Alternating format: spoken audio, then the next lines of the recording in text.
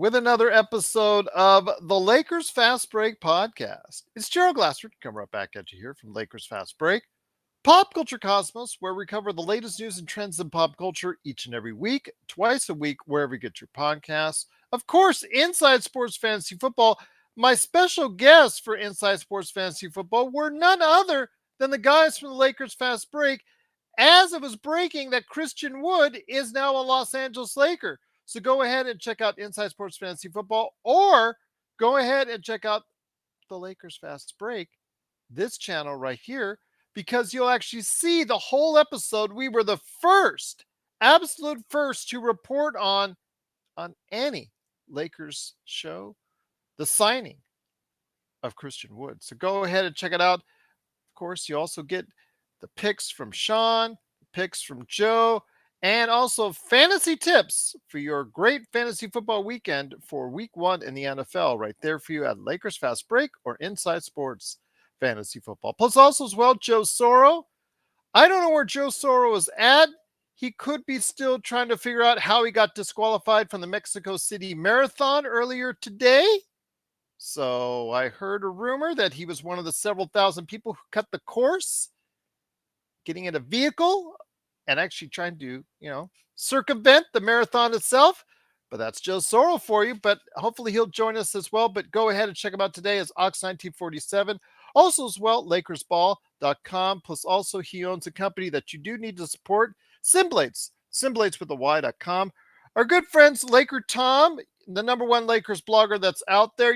He's still doing backflips over the signing of Christian Wood. Go ahead and join him and Jamie Sweet, who's probably, actually I spoke to him earlier today, probably has a headache right now that we did sign Christian Wood, because now he has to hear it all day long from Laker Tom, and you can hear it too at Lakerholics.com.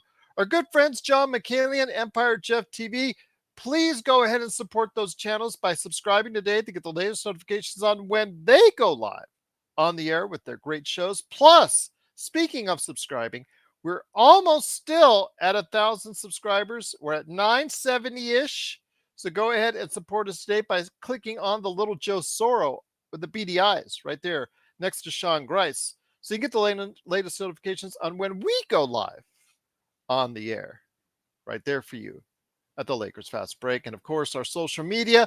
And last but certainly not least, a note to you, program note, we are going live on playback.tv/Lakers Fast Break after this broadcast tonight to go ahead and televise on NBA TV the G League Ignite versus Perth, featuring not less than 7, 8, possibly even 9 different candidates, people at the very top of the NBA draft for next year. So if you want to get a good look at some of the early candidates for next year's NBA draft, go ahead and join us right there for you. 6 p.m. Pacific, also right there. Possibly even Friday's game as well, right there for you on playback.tv/Lakers Fast Break.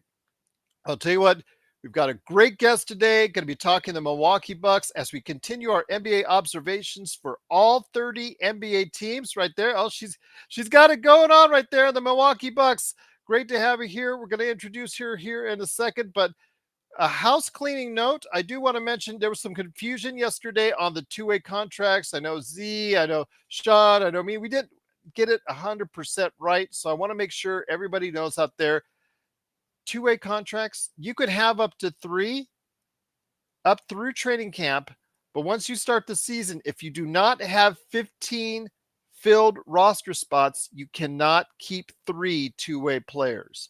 Just got to let everyone know that. So I know Alex Fudge and Castleton and DeMoy Hodge getting kind of nervous. There should be good for now, but as it gets closer to the start of the season, for all 3 to stay on as two-way contracts, they do need to have 15 spots filled up. And just to let everybody know, plus also as well, a two-way contract for this upcoming season means that you can go ahead and be on the big team.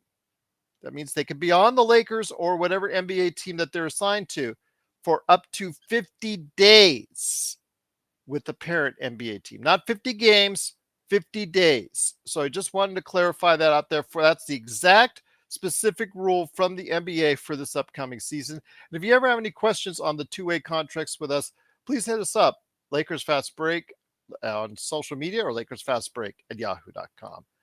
And again, we've got Candy Ebling, who's going to come over here and do a great job. She was with us on Three Chicks in a Pod and our appearance over there. Just outstanding to have her here. But before we get to her and her thoughts on the Milwaukee Bucks, the Magic Man, the madman from Toronto, he did get out of Toronto traffic to talk to Candy Ebling and also give you a recap and report on what's going on with the World Cup. It is the Magic Man, Sean Grice. Magic Man, great to have you here. I know you were just going ahead and singing, Canada to Canada, Canada all morning long. Give us an update of what's going on today with the World Cup. Okay, I will, and then we need to get down to brass tacks because I have a bet to make with Gerald and the rest of the Lakers fast break. So Oh, you do? Okay. yes. Okay. So two really pretty good games today, Gerald. The Germans beat the Latvians 81-79, so their Cinderella run comes to an end, Gerald. Davis Bertans missed a potential game-winning three at the buzzer. It hit the back of the rim. It looked like it was going to go in, but that's lady luck for you. So the Germans now face the United States, and that should be the best game of the whole tournament. They're the two best teams, and it's a shame that only one of them is going to go to the gold medal, but those are the breaks. In the other game, Gerald, I got my wish. We were dining on Slovenian tears tonight. Luka decided to show up halfway through the game. Dylan Brooks was all over him defensively. And Gerald, let's be honest, the amount of grifting that Luka and a lot of other players do to try and get calls in the NBA won't work on FIBA. You have to earn your calls for those officials. They just won't blanketly give you three free throws if somebody whacks you on the arm. And he got frustrated, Gerald, and instead of pointing the finger at himself, he pointed the finger at the officials once again, which is a Lucas special, as we all know. It's never his fault. It's the officials or it's the other team who played better than he did. Canada won, so now Canada moves on. We face Serbia and Bogdanovic. Both games should be really great. I'm hoping for a Canada-US gold medal game. And if that gold medal game should happen, I have a bet for Gerald and the Lakers fast break. I already got one with Laker Tom. Really? So if Canada and the USA play on Sunday, Gerald, if Here we USA go. wins the gold medal, I'd like you and the rest of the Lakers fast break, including Joe Soro, to sing "Oh Canada." I will if he will. How about that? Although again, I have a lot of respect for Canada. I just spent some time, as I told you, as you gave me some good places to go in Vancouver. So I've got nothing but love for our good friends up north And in I got Canada. nothing for love for my USA brothers and sisters. So I'll proud. As long as the seats on the plane on Air Canada are actually good and clean and not filled with puke like that Yeah. it happened the other day. It's not a good sign for Air Canada there. But No, that's a taint on the whole country there. yeah, there you go. But great report for you, my friend. Once again, if you have any World Cup questions, please go ahead and hit up the Magic Man right there, Sean Grice. He's available on his own social media outlets, or just go ahead and hit us up in the comments. Also, as well, go ahead and hit us up at any time on Lakers Fast Break, wherever you get your social media. And Sean, I mentioned in the emails, go ahead and take a look at some time at what, as far as the comments that I put on there, if you wanted to go ahead and respond to it, as far as in the YouTube. There's been some comments over the past few days, including a couple in particular I thought you would like to be a part of. So just wanted to make sure you know on that. But here today to go ahead and talk about the Milwaukee Bucks as we continue our roundtable as far as taking a look at all 30 NBA teams, including, of course, us, which we do all year long. Great person indeed. You just got to go ahead and make sure you check her out as far as her work at the South Florida Tribune and also Three Chicks in a Pod. She was on last night.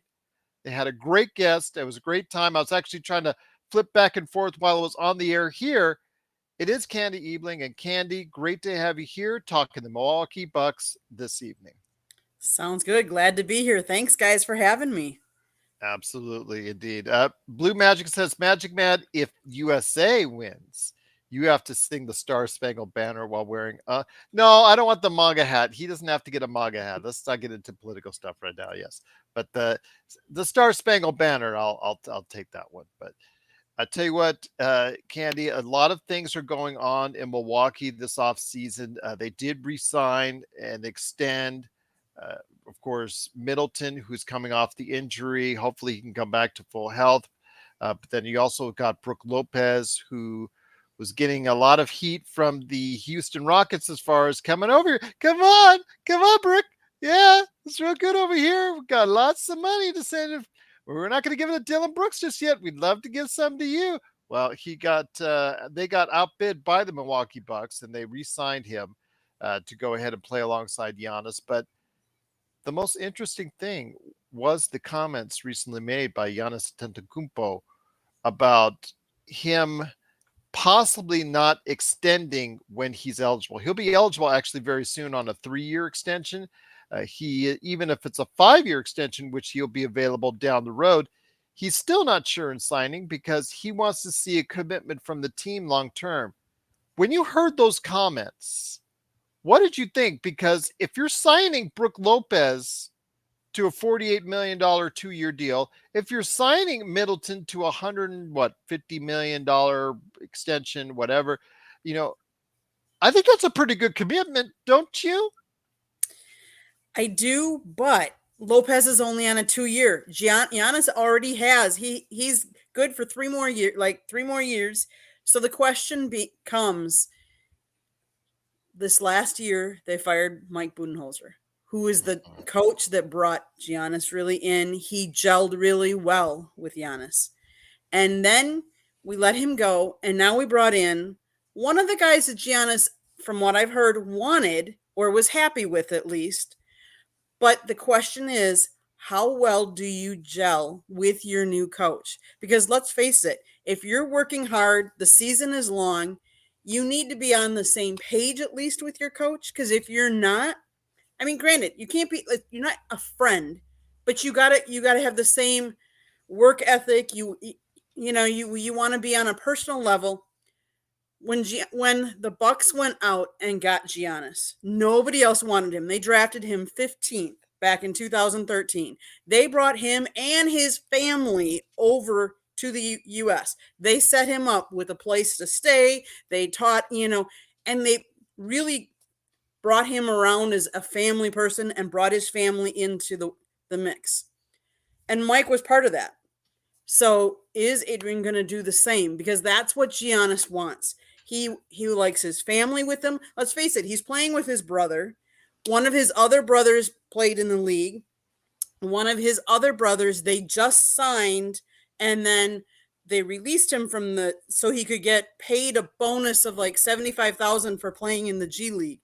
So the Bucks are trying to do what they can to help him, but they also realize that they want to win. And do we have the deep pocketbooks that like the Knicks do and LA does? No, but I don't know that Giannis wants that kind of stardom and that pressure of the media either. But he wants to know that the Milwaukee wants to win and doesn't want to just pay him and nobody else. So I think, yes, those were good starting points. But what else are they going to do for him and for the team? Because where does the team want to go from here? Let's face it, the Bucks. That was the last time they won the championship. You got to go all the way back to 1971. That's a long drought. He doesn't want to be part of a drought. He wants more rings, and he deserves them.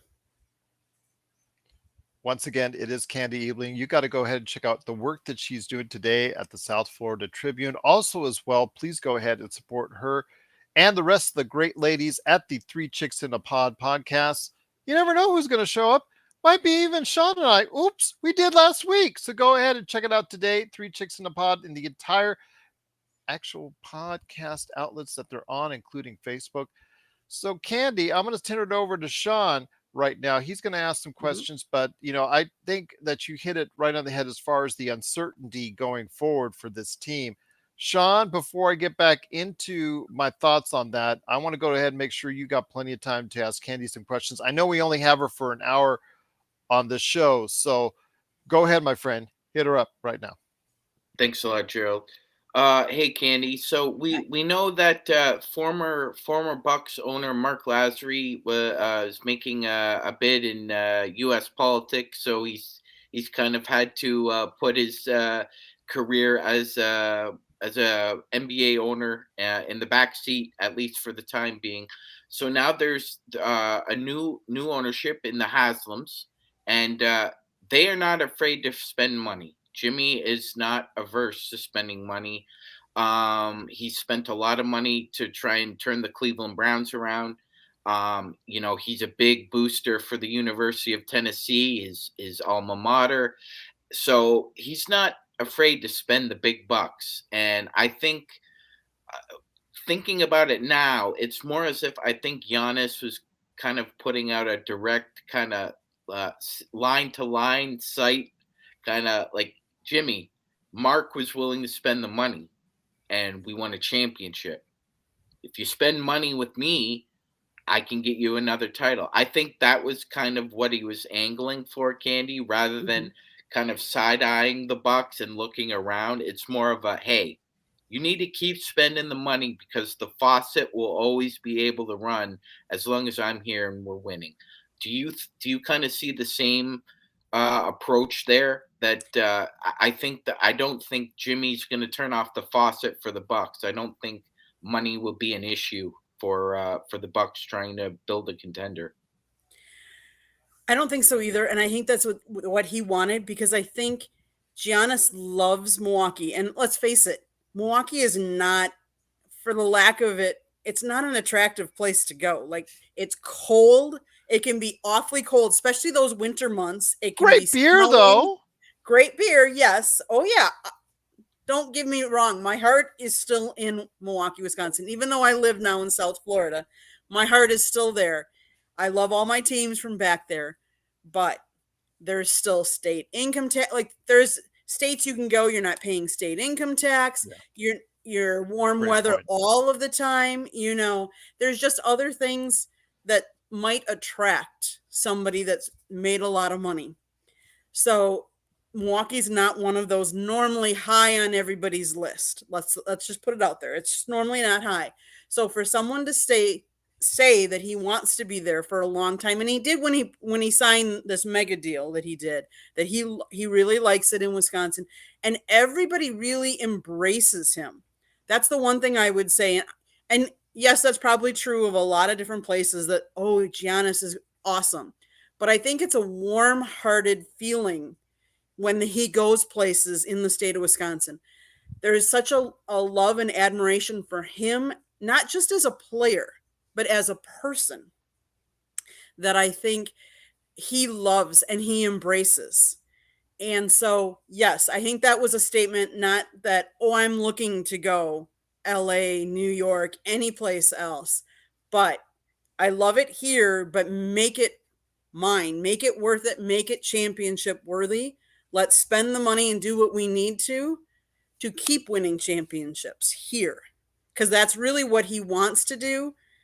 I don't think he really wants to leave and go someplace else, but I think it was just a little wake-up call, just kind of to bring everybody talking about it, and bring it to light, and kind of shine a little light, like, you know what, you might want to spend a little money on him, or you might want to spend a little money on him.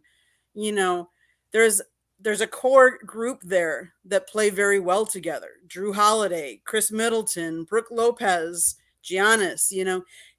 You can't win with just a good starting five. Let's face it, there's injuries. It's a long season. You need some of the other players behind you. And so I think that's what he's saying, is that you need to spend a little bit of money, even for those players, to help us win a championship. Excellent point, indeed. Absolutely. So I ask you, you see the roster that's out there for the Milwaukee Bucks heading into the season. I think it's a team where, depending on who you ask, if it's not too old for some people, because a lot of those players on this team that's not named Giannis Antetokounmpo are over the age of 30. Is there still a good run left for this team that can get them a title run? I mean, in the Eastern Conference, Boston, we just spoke to Justin Quinn yesterday, and he at length talked about the team, the way it's structured, the way it's sounded, that they're going all in on Missoula ball. Whether it works out or not, they'll wait and see. But they are loading up for a championship run. Does the Milwaukee Bucks, in your opinion, look like they're a team that can compete at the top of the Eastern Conference still with the team that they have around Giannis? I think experience always will outwin young draft people, because I think your experience takes you places. But in the same breath, you need shooters in that league, because let's face it, it is not the bad boys of yesteryear, the bump and grind, always in the middle. And I think that's the part of Giannis' game really that needs to improve a little bit, is his outside shooting. Yes, he draws in, and then I think the other players around him need to be good jump shooters. You need a lot of those jump shooters. I think some of our older players are, I think we can do it, but I think they're streaky. And that's what I've noticed. But that you could be said of a lot of even the young players. You hit a hot streak and a hot spell, and like Miami, they hit a hot spell in the playoffs last year and they took us out. There was hardly anybody that predicted them to take us out in the first round, but yet they did it. They got hot. It's about getting hot at the right time, and your shooters, because once you lose a little bit of confidence, you're done. Sean, do you have more great questions? She's been terrific so far. Once again, it is Candy Ebling from the South Florida Tribune, and also Three Chicks in a Pod. Please go ahead and check her out there wherever you get your podcasts. But Sean, do you have any more questions for Candy? You know what? That's a great point, Candy. I kind of felt that when both Giannis and Tyler Hero went down, I think I had the same thought as a lot of other people. Well, that hurts the Heat a lot more than it hurts the Bucks, because we just automatically assumed that because the Bucks are a little bit more top heavy, that somehow that would have carried them over. But like you said, all it takes is a team getting hot at the right time of the year, and it doesn't matter how well you were playing during the 82 games. You could be out in 4 or 5 if you blink. So I guess my question is, when we're looking at the Bucks, right? So they've got to double down on the Drew Holiday move, right? Because that's just the way it is. The Lakers found themselves in the same position when we acquired Anthony Davis. You got to put all your eggs in this basket, and you got to live with the consequences of what happens. So lack of draft picks, lack of cap flexibility, right? That can kind of happen when you're a contending team. So do you see any of their previous draft picks or young guys, or somebody like Andre Jackson Jr., who I really liked in college, but is there anybody who could take a step up for them that kind of is a cushion? Because usually when you're in the midst of this, and we've seen it before in all sports, but you need another guy to kind of step up when your vets are getting long in the tooth. Is there anybody on the Bucks right now who you think can step up? I think Majan can, but here's where I'm going to say this is where our coach can really make a difference, because if any of you remember, he helped coach Jimmy Butler up, and he got Jimmy Butler back to being in good. So I think as a younger coach, that's really where his focus part of his focus really can make a big difference and an impact on the Bucks, is really coaching those young players to play up. I think, is there a couple other ones? I'm trying to think right now. They're so heavily focused on their top 5 that it really, like I said, the other names are very unheard of as much, but that's where that coach, I really think that's where he really can shine, because I don't know that Mike Budenholzer really did that. I don't know that he was a developmental coach, whereas I think Adrian's gonna be. And I think that's where it's going to help us. And I'm hoping that that will really catapult us. Well, that's You the know, thing, though. When you talk about Adrian Griffin, we talked about it before the show that he follows the same kind of lines that Darvin Ham does. Journeyman player in the league, bounced around a whole bunch of places.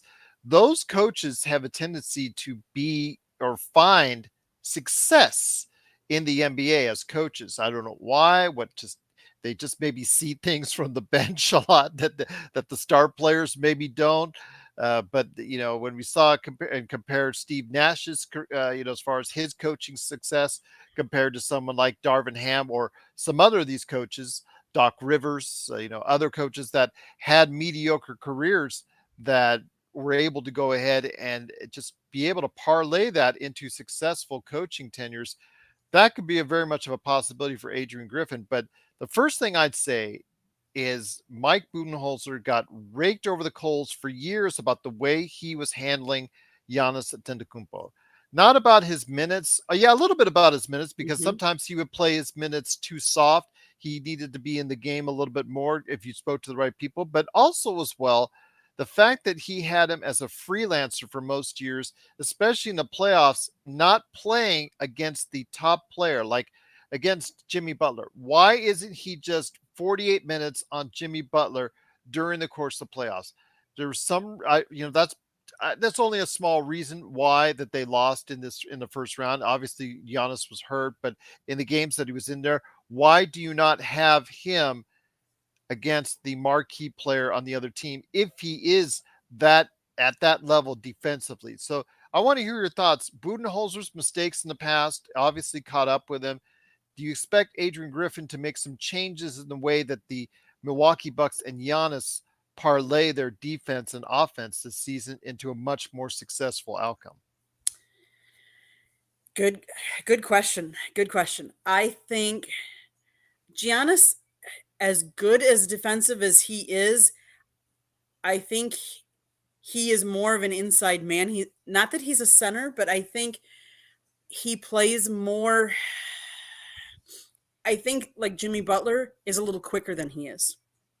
And I think that's But probably don't you why don't you think his reach could make up for that and his length? I think he could give troubles.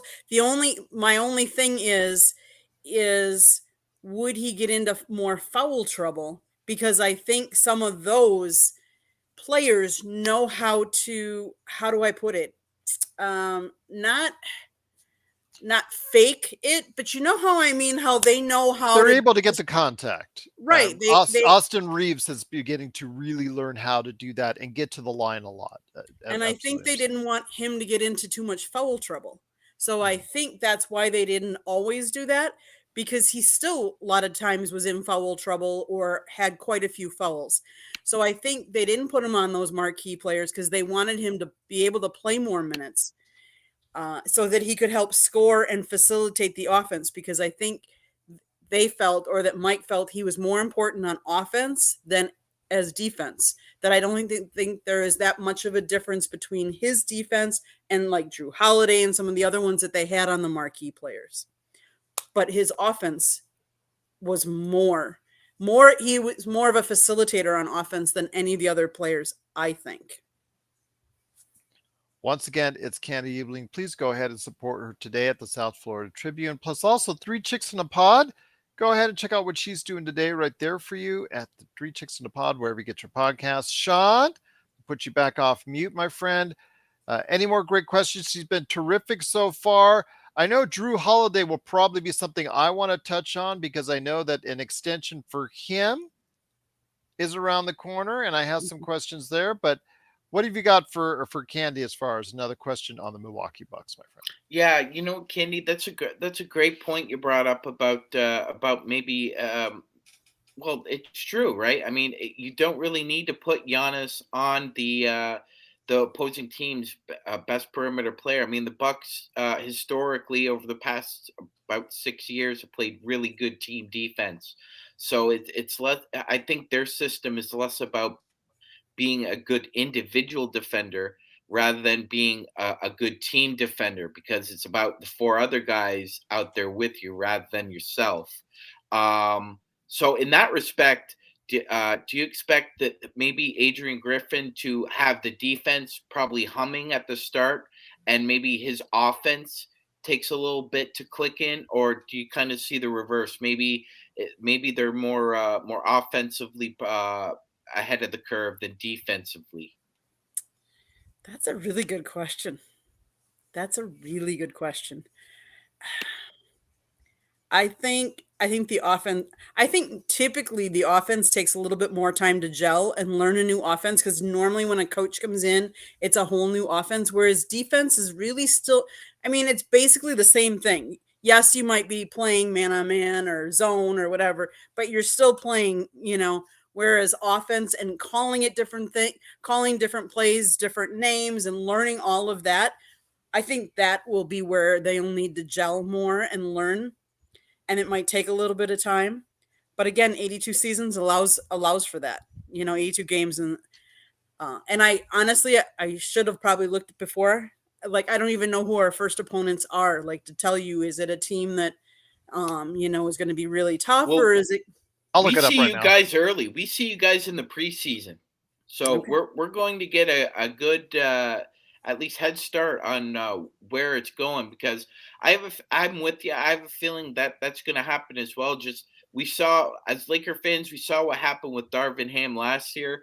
The defense was up to par rather than the offense, and we got off to a 2-10 start for a reason.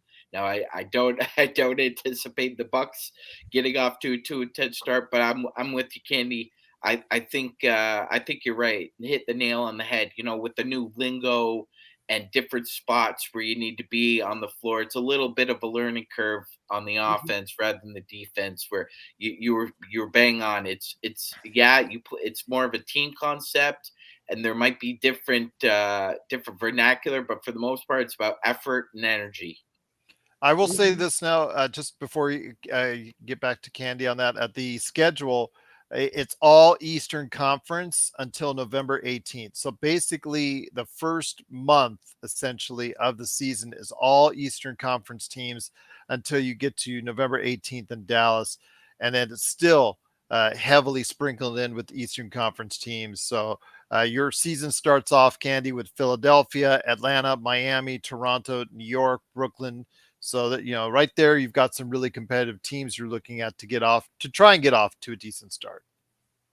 Be interesting to see how they work, together, and how they gel together as a team, and how quickly they do learn, Adrian's offense, and I can only hope for the best. Absolutely. That's why they play every game, right? Because any given team can beat any given team on any given, on any given night. So, I will ask you this though. I mentioned Holiday, and Drew Holiday is eligible for an extension. I was hearing earlier today in February. He is eligible for an extension. You're talking about a player. He's 32, I believe, if I'm not mistaken. He has a lot of miles. He is not your typical average NBA player. For what Milwaukee and Philadelphia have asked him to do over the years, as far as on the defensive end, especially Milwaukee, has been tremendous, and that takes a toll on you. And I understand his shooting numbers will never be great simply because of the fact that he is just so relied upon defensively. If Is there a possibility he may not be given the extension that he wants, and he'll go ahead and leave out as a free agent, furthering the issues and concerns that Giannis Antetokounmpo may have? there's always a possibility. He is You're right. He's not a youngster anymore, but he is still playing lights out defense, and they need that. So that and maybe that's part of Giannis's talking about, you know, the future. Like, does that mean that Drew, we signed Drew, but maybe not to as big of a contract? Like, okay, we only have so much. I mean, we have so much money. We want to give you, X amount, but we also want to start developing. And I think that will really depend on how well we develop our young players. and how well Adrian meshes with them to see whether they do extend him. You know, I'll be honest with you, as lights out as Chris Middleton has been, he's been very injury prone. So there have been a lot of people in Milwaukee that were like very questionable whether we should have extended him or not. And I think they did sign him. And I think that was purposely for Giannis. I think Giannis said, I want my three. I want Brooks. I want. So is he saying the same about Drew? We'll see. Yeah, we'll see. I mean, because we haven't gotten anything definitive. He just meant it as a general statement that he is keeping an eye on what the organization does and keeping his options open. Of course, in the determination that he has that he wants to win a championship and he wants to see a team and an organization that's committed. And I think Milwaukee, its sheer roster tells you that they have a certain level of commitment. Whether or not they can get it done, because like you said, it's not a free agent destination for Right. the top free agents that are out there. It's still, with the lack of assets that the Milwaukee Bucks have, they can't exactly execute or pull off any more huge trades. They still probably can, but they don't have as many assets to give as some other team, like for Correct. instance New Orleans or Oklahoma City or even New York, as far as that's concerned. So I think, Sean, you would agree with me, my friend, that times are very tenuous in Milwaukee. So I want to make sure you go ahead and get all your questions out there on the table, my friend. But I have a real feeling that your thoughts are along with mine in the fact that Milwaukee right now has a very tenuous future going forward, Sean. I just looking at it from just a pure on paper, Gerald, 100%, 100%. They won a championship, and when you win a championship, you got to pay the piper. You got to pay the guys who got you there. They did that. That happens. You also, as me and Candy were talking about before, when you double down, sometimes that you got to take the good with the bad, and they've had the good. The bad hasn't shown up yet. That might be around the corner. It might not be. But for now, Gerald, I think the Bucks are going to be able to survive this. I really do. I think, just thinking about it now, I don't think Giannis's comments were in any way should be misconstrued as him being somehow unhappy or confused about what's going on. I think Giannis knows exactly what he wants. There's never been any whisper of him wanting out of that organization other than his comments, and his comments were very vague. So it leaves it open for interpretation. But Candy, I think that Giannis also sees the writing on the wall, and I'm sure the front office will definitely have meetings with him about moving forward. I think Giannis, if he wants it, in Milwaukee, I think he's going to eventually have to give them some kind of financial flexibility with his contract. We just know what it is. It's the same thing here in Toronto. Yeah, if you want a free agent, you're probably going to have to overpay just a little bit. If you're in the Lakers, you're probably going to have to overpay just a little bit.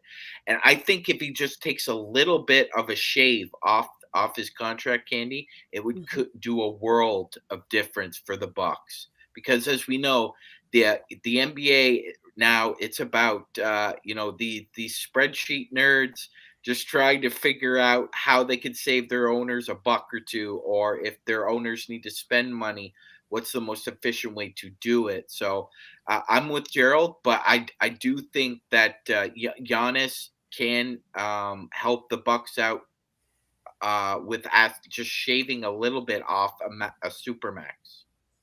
The other interesting thing that I would point out too is I think with having like a Giannis who has such an international flair, that I think as some of the regular TV contracts aren't there and more is streamed, that I think, because let's face it, Milwaukee is not a big market. We're not at LA and New York. We're what most people would call a small market team. And I think you can only price the ticket for a Milwaukee Bucks game at home so high before you're going to outprice and nobody's going to be able to afford it in Milwaukee because it's downtown. It is, a small market team where blue collar workers, we can't afford a huge ticket. So you can't make up a lot of revenue by that. So where they might be able to make up some of the revenue would be streaming to international, because you have an international player, there might be people that want to stream it internationally more so than some of the other teams. So I think that'll be interesting how that might change a lot of teams in a lot of different sports. Great point. Great point indeed. Once again, it's Candy Ebling. You got to go ahead and check her out and check her work out at the South Florida Tribune. Go ahead and check that out. Plus, also, all the ladies of the Three Chicks in a Pod podcast. They do a tremendous job. So please go ahead and support them today. Three Chicks in a Pod, wherever you get your podcasts.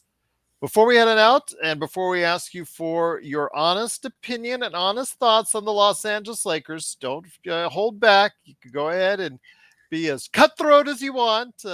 We have Joe usually stops by the show, so he's usually cutthroat about things. So I ask you, though, the final version of this Milwaukee Bucks team that goes out there on the floor this season, where do you see them ending up in the regular season, and how far do you see them ending up in the playoffs? I think they could be first or second in the division. They might division or the conference. The conference. I think Philadelphia has a really tough, a really good. Or I'm sorry, Boston. Boston. I think the Celtics have a really good team. They have a really good chance. There's between them. I said the Heat. Like I said, any given team can beat any given team. So it just depends on who gets hot when. Do I see us going far? Yeah, I do. Can I see a first-year coach taking his team to the NBA Finals? I'd love to say yes, because let's face it, I got to root for my team. And I think they're really good. I think they can do it. I just think they have to get hot during the playoffs and stay hot and stay healthy. Because let's face it, they don't have the depth that some of the other teams do. So they need to stay healthy. There you go.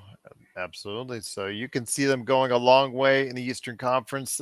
I think they are the most formidable opponent for the Boston Celtics, and they may be the biggest roadblock for them in the Eastern Conference. So I think right now Vegas here has them 1-2 in the Eastern Conference right now. So definitely some great thoughts indeed. But before we head on out, I do want to go ahead and Sean, if I'll let you start first, my friend. Do you have any Laker questions for Candy?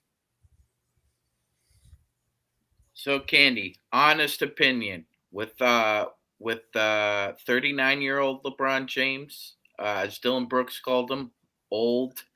Do you see him lasting the whole year? And do you happen to see the Lakers meeting the Bucks in the finals? I do see LeBron. I think as long as they really, and I hate to say this because I'm really not one that likes people to manage minutes, but I think with an old body like that, I think he is a strong leader. I think he is a teacher too. Like, let's face it, his son, he wants to play with his son. So he's brought his son up. He's taught his son.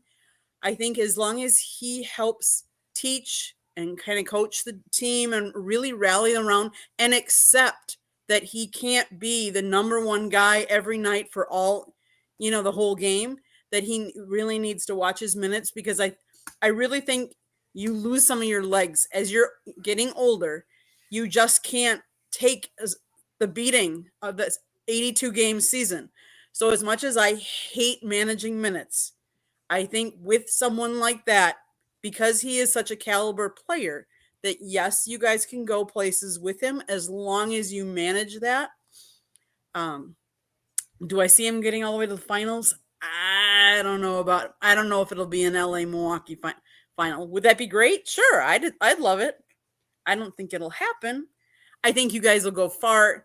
I don't think you'll make the the finals, though. Well, who do you say have the best shot then in the Western Conference? Sounds like you have someone a little bit more in mind for the Western Conference. Who won last year?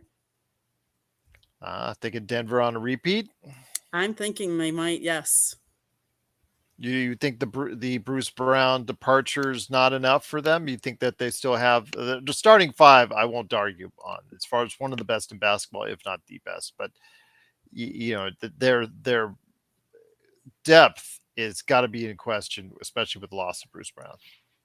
I agree, but again, like I mean, Milwaukee did it. I think, as long as they stay hot, and again, it's about, and I hate to say this again, man, and because I really don't like managing minutes, but I think if you manage minutes during the regular season so that your legs aren't as tired for the playoffs, I think they can go. I could think they can repeat.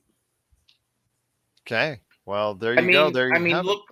Look how deep Serbia is without him.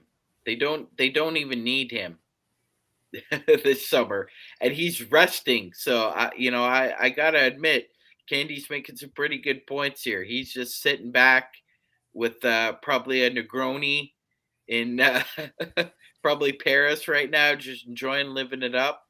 Mm-hmm. Good point.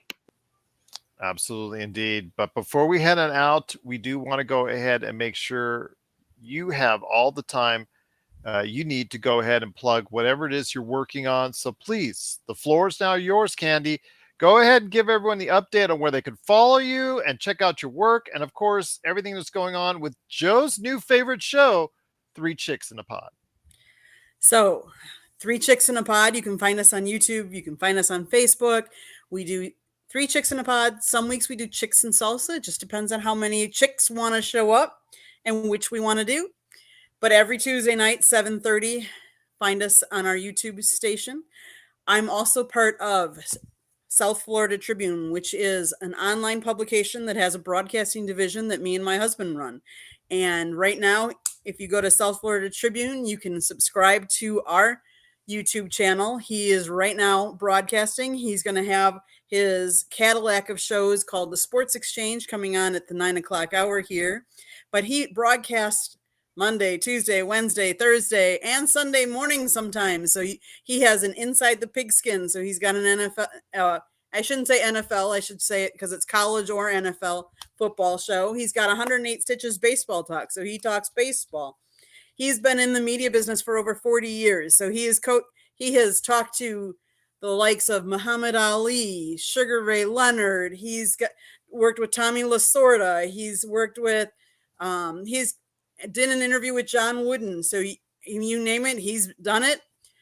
He's actually writing a book as we speak, going to be out later this year. We're not quite sure, but it's old school versus new school media. But SouthFloridaTribune.com, you can go and see our work. He writes, I take pictures. So we were at the Miami Hurricanes game this past Friday night and the FAU Owls football game, and I take pictures on the field, and he's up writing stories. So you can catch him on www.southfloridatribune.com. You can always email me, southfloridatribune@gmail.com, and check out our website, check out our YouTube. Definitely Three Chicks in a Pod and Chicks and Salsa, though. I love that. That's us ladies talking sports and all kinds of things. So yeah, we had a great guest yesterday. The founder of the Ronald McDonald House, his granddaughter, who also the man, he actually was one of the owners of the Philadelphia Eagles, and he was on our show yet. The granddaughter, she was on our show yesterday. So go check out the show. It was really cool. But yes. So thank you guys for having me. It's been a blast. I can't believe the hour's almost gone already. Where did it go? Went by just like that. And Kurt Affair says, I guess if we were doing a show that was named similarly, it would be Three Roosters and a Pod. I would like to know, would you call what would you call Joe, Sean, as far as the rooster for himself? Remember, keep it G, my friend, G-rated. Go ahead. So there's a great quote, Gerald, that it's British. One day you're cock of the walk, and the next day you're a feather duster. Oh, you're getting close, my friend. Okay. All right. So I All think right. that might describe Joe. All right. Just wanted to make sure. All right. But once again, just Candy, you've been sensational on the show. We truly appreciate your insight into the Milwaukee Bucks. If at all possible during the season, we would love to have you back on, probably doing some pre-games, because I know that's something we'd like to do a little bit more of, is pre-games during the regular season. So when it comes to the Milwaukee Bucks matchups, we'd love to have you on for that, if that's at Yep. all possible, and time permitting for you, if that's possible. Of course, I'd love to. I've enjoyed this. Oh, that's awesome indeed. But once again, check out Candy Ebling and her work today at the South Florida Tribune. And of course, Joe's favorite new show, Three Chicks in a Pod, wherever you get your podcasts. Tell you what, though, if you're listening to this and watching this right now live, we are headed over to playback.tv / Lakers Fast Break. We are going to check out the G League Ignite facing off against Perth, Australia, their pro team.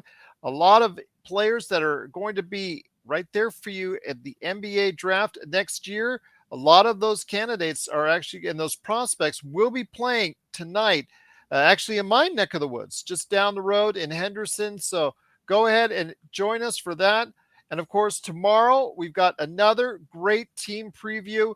Actually got lined up. The whole Eastern Conference is scheduled to be done this week, because tomorrow I've got right there for you, just like I said before, Dustin Doparak for the Indiana Pacers. He's going to be on at 4 p.m. Pacific time, 7 p.m. Eastern. And then on Friday, John Jablanca, all the way over in the UK, he's going to be talking to us on Friday at 11 a.m., talking the Miami Heat there for you. So the Eastern Conference will be done this week. Western Conference, we're going to be starting next week. You know, we're still going to be talking Christian Wood now that he's a Laker. You know, Laker Tom is still doing backflips. I'll talk to him this weekend. I know Jamie said he's going to be on actually camping this weekend, so I will sit in for him on Lakerholic Spotlight. So you will get your Laker Tom fix this weekend. You know, Joe, you know, Sean, we'll be talking Lakers and Christian Wood and all that this weekend as well.